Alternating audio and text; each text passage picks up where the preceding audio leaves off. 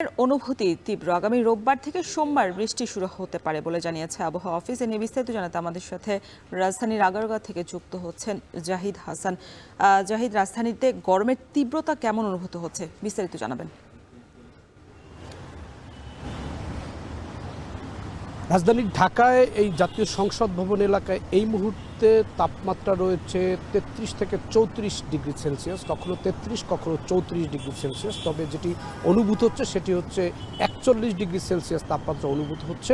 এবং আজকে আবহাওয়া অফিস যে তথ্য দিয়েছে আবহাওয়া অধিদপ্তর, সেটি হচ্ছে দেশের 4টি স্থানে অর্থাৎ রংপুর, পাবনা, নীলফামারী, রাজশাহী এই অঞ্চলগুলোতে সবচেয়ে বেশি তাপমাত্রা রয়েছে এবং 37 ডিগ্রি সেলসিয়াস তাপমাত্রা সেখানে রেকর্ড করা হচ্ছে বলে আবহাওয়া অধিদপ্তর থেকে জানানো হয়েছে।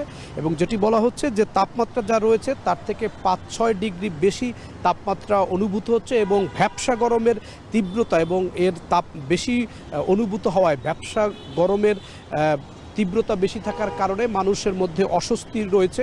মানুষের বাইরে কাজকর্ম করতে, চলাফেরা করতে বেশি গরমের মধ্যে কষ্ট হচ্ছে এবং মানুষ অতিরিক্ত ঘামছে এই ভ্যাপসা গরমের কারণে, এটি আবহাওয়া অধিদপ্তর থেকে জানানো হয়েছে।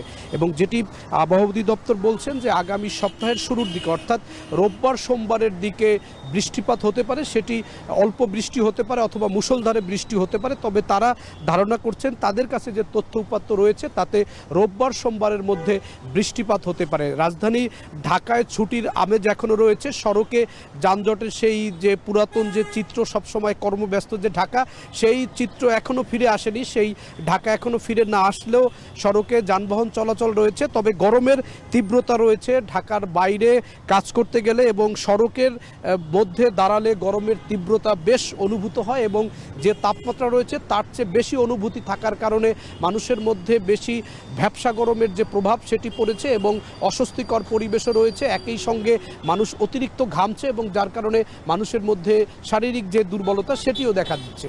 এটি হচ্ছে আবহাওয়া অধিদপ্তরের আজকের সবশেষ তথ্য।